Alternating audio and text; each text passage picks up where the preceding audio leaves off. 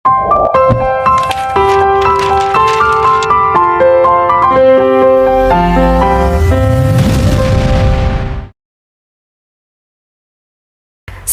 warahmatullahi wabarakatuh. Kembali lagi di channel Dakwah Bil Hikmah. Baiklah, kali ini kita akan bahas tentang berkah di balik kesederhanaan. Aku udah bersama Kak Wira yang akan jelaskan tentang apa sih yang dimaksud dengan berkah di balik kesederhanaan. Boleh Kakak dijelasin dulu? Baik. Assalamualaikum warahmatullahi wabarakatuh. Sahabat dakwah dimanapun berada. Kita di episode kali ini bersama Cici, salah satu aspek penting dari ajaran agama, kita disunahkan untuk membaca Assalamualaikum warahmatullahi wabarakatuh. Salam dulu. Ya, salam. Jadi ada di ujung kalimat itu wabarakatuh. Kemudian sholat juga Assalamualaikum warahmatullahi wabarakatuh. Makan doa kita Allahumma barik lana, berkah. Kemudian banyak sekali terkait dengan berkah. Nah, keberkahan banyak aspek. Dalam konteks ini adalah berkah berkaitan dengan sikap sederhana. Kenapa? Karena Rasulullah itu pernah ditawarkan oleh Allah, ya Muhammad, aku jadikan semua pasir yang ada di Mekah dan Madinah, termasuk bebatuannya, semua itu menjadi emas, gitu ya. Dan aku berikan kesenangan untukmu. Apa kata Muhammad SAW? Tidak ya Allah, biarkan aku lapar, besok aku bisa kenyang, yang penting aku bisa selalu mengingatmu. Hal gitu ya. Kata kunci dari kesederhanaan sebenarnya adalah zikir atau ingat kepada Allah. Karena secara psikologis begini, kita biasanya kalau dalam kondisi ada itu sering lupa, ya kan? Sering kalau lalai, ya sering lalai. Kalau dari kondisi ada, kemudian secara ekonomi lengkap, kemudian gaji utuh misalnya, ya kan? Termasuk juga fasilitas lengkap, apapun yang kita inginkan itu terpenuhi, biasanya cenderung orang lalai. Maka Rasulullah menyebutkan jangan berikan, jangan jadikan semua hamparan pasir itu jadi emas, kemudian bebatuan itu jadi emas. Biarlah aku hidup dengan kondisi sederhana, apa adanya. Hari ini makan, besok tidak, begitu ya. Yang penting aku tidak melupakan ingat kepada Allah Subhanahu wa Ta'ala. Oke, kenapa sih Kak kita tuh harus selalu mensyukuri gitu? Ya, kata kunci dari kesederhanaan syukur ya. Memang syukur ini adalah kata kunci penting, bahwa la in syakartum la azidannakum wa la in kafartum inna azabi lasyadid. Dalam Al-Qur'an Allah sebutkan bahwa siapa yang bersyukur itu pasti Allah tambah. Sebaliknya siapa yang kufur juga pasti Allah berikan hukuman atau azab. Nah, ini konsekuensi dari syukur ini. Lah kita menyadari itu kan milik Allah, begitu kan? Semua yang Allah takdirkan, Allah berikan kepada kita. Semua orang menginginkan kesuksesan, semua orang menginginkan kemewahan, tapi tidak semua orang mampu hidup sederhana, ya kan? Tidak semua orang mampu hidup sederhana. Karena hakikat dari kesederhanaan sebenarnya syukur.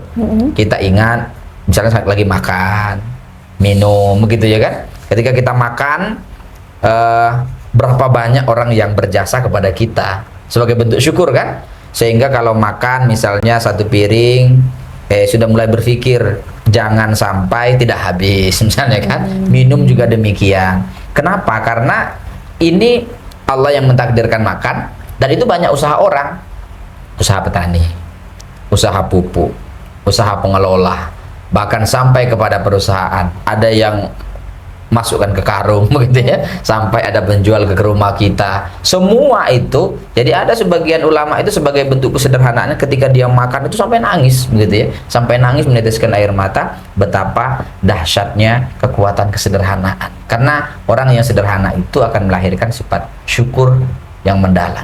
Ya. Oke, Kak, kenapa sih kadang kita tuh kalau merasa sederhana tuh merasa kurang gitu? Oh gitu ya? Iya ya? kan Kak? Ya benar. Jadi seolah-olah kalau sederhana itu kayak kumuh begitu kurang, ya, kan? kurang. Kemudian kayak enggak sesuai dengan apa situasi orang lain. Padahal sederhana itu kita lebih nyaman loh.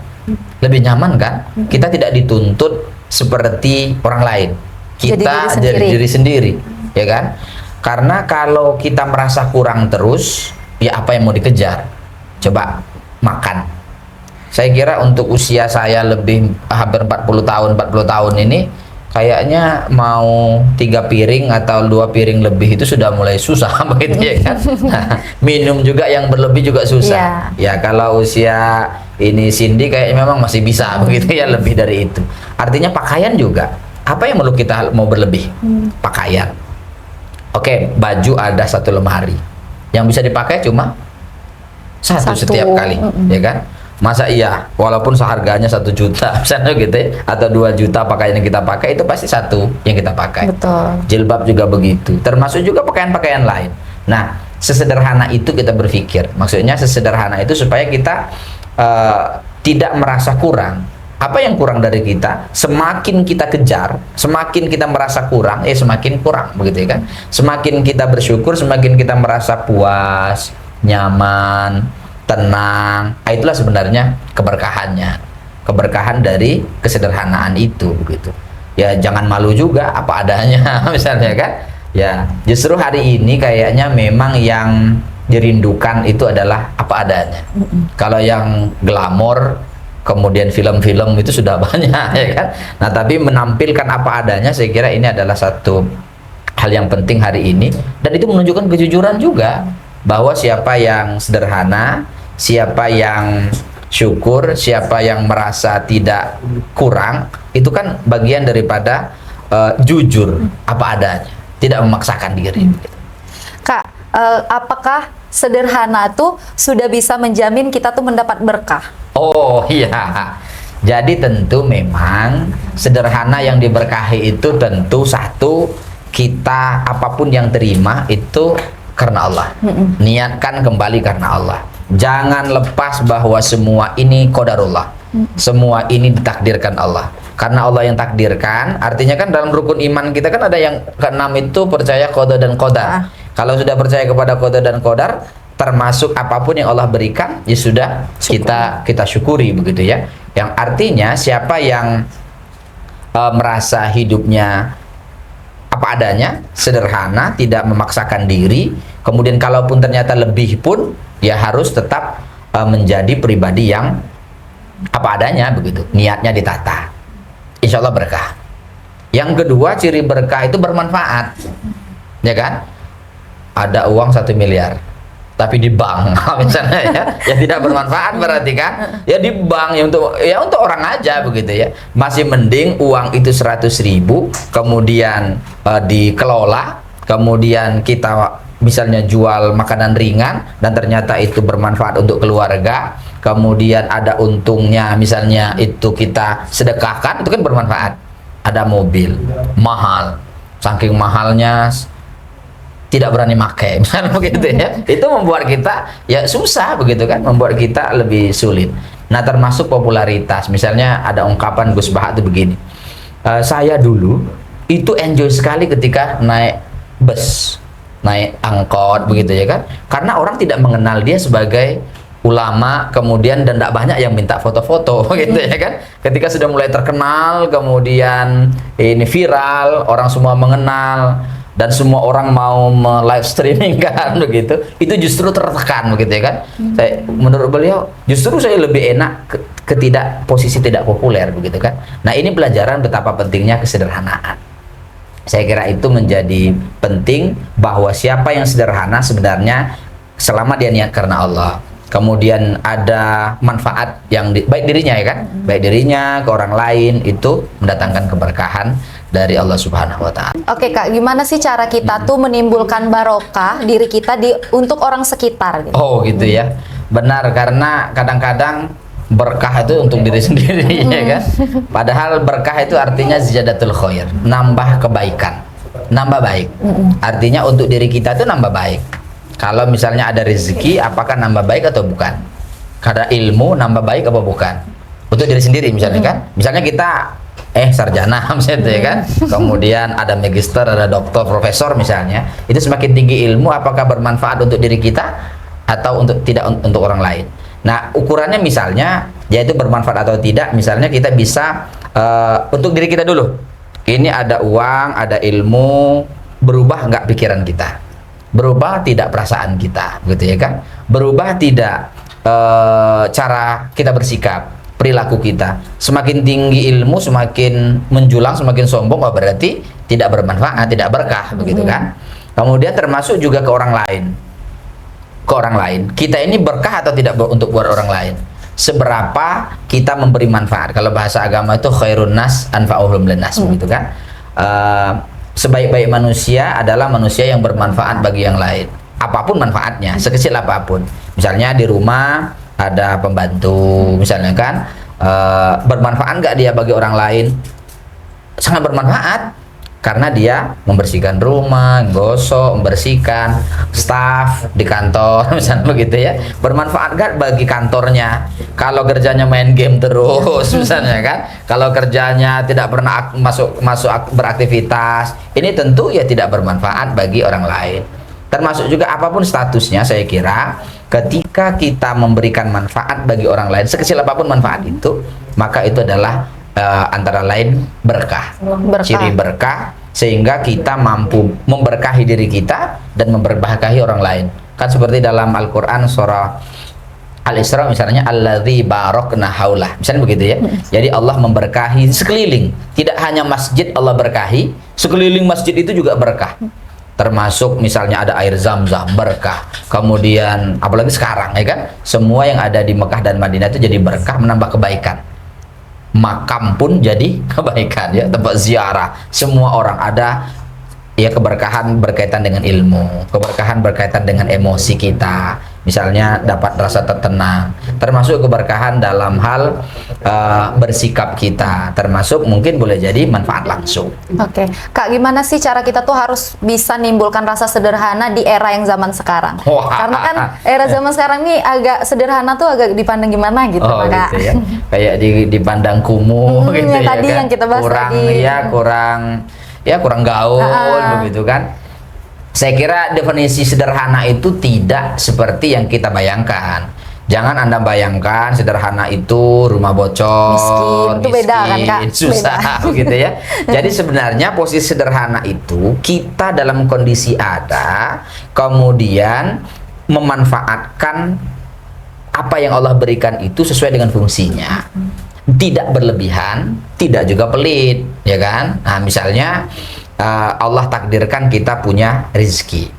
Bagaimana rezeki ini ada hak orang lain juga, dalam bentuk sedekah, dalam bentuk wakaf, infak misalnya. Kemudian boleh jadi dalam bentuk beasiswakan orang lain, bangun masjid. Ini kan berarti ada kesederhanaan.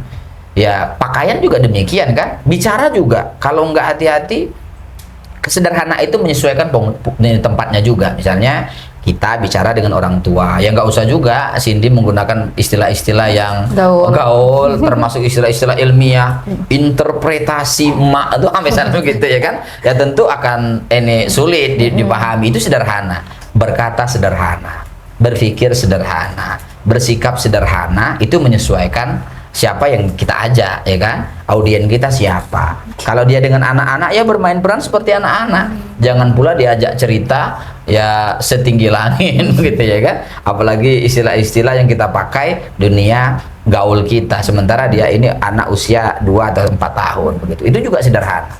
Termasuk sederhana dalam hal makan misalnya. Makan kita juga harus sederhana. Bersederhana misalnya jangan tidak makan, jangan juga berlebihan. Itu pesta-pesta tuh banyak tuh ya kan. Rasanya habis tuh, satu piring besar diambil semua. Ada 7 macam meja Prancis begitu ya. Semuanya itu diambil satu-satu. Akhirnya penuh piringnya. Ternyata itu hanya nafsu. Itu berlebihan. Artinya tidak sederhana dalam makan.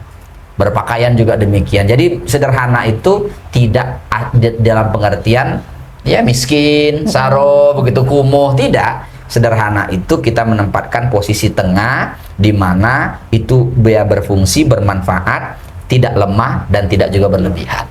Kak, berarti Islam tuh mengatur sedemikian rupa. Di balik kata sederhana pun bisa kita kembangkan dan menyangkutkannya itu luas gitu. Luas kan? pemahamannya, Kak. Benar. Jadi sederhana itu kan itu hasil dari keimanan kita, hasil dari ilmu kita, hasil ibadah kita.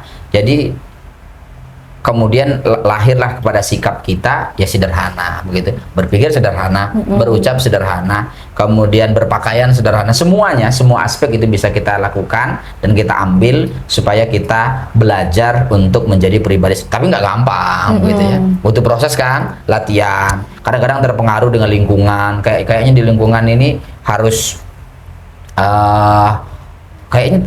terpengaruh dengan orang lain gitu ya kan, kok orang bisa seperti itu, kenapa saya enggak, saya bisa juga misalnya kan ya. Saya kira itu juga menempatkan diri supaya tidak mudah dipengaruhi orang lain. Oke, mungkin kakak punya pesan yang ingin disampaikan untuk yang nonton, boleh kakak disampaikan. Baik, terima kasih sahabat dakwah yang dirahmati Allah, bahwa dalam hidup dan kehidupan kita ini ya naik turun, kadang kita berada di atas, kadang berada di bawah. Kalaupun suatu saat kita sukses, jangan juga merasa jumawa. Kalaupun suatu saat kita di bawah, jangan juga merasa bersedih habis-habisan. Karena Allah yang mengatur roda kehidupan manusia. Yang kita perlu adalah menjalani hidup ini penuh dengan kesederhanaan.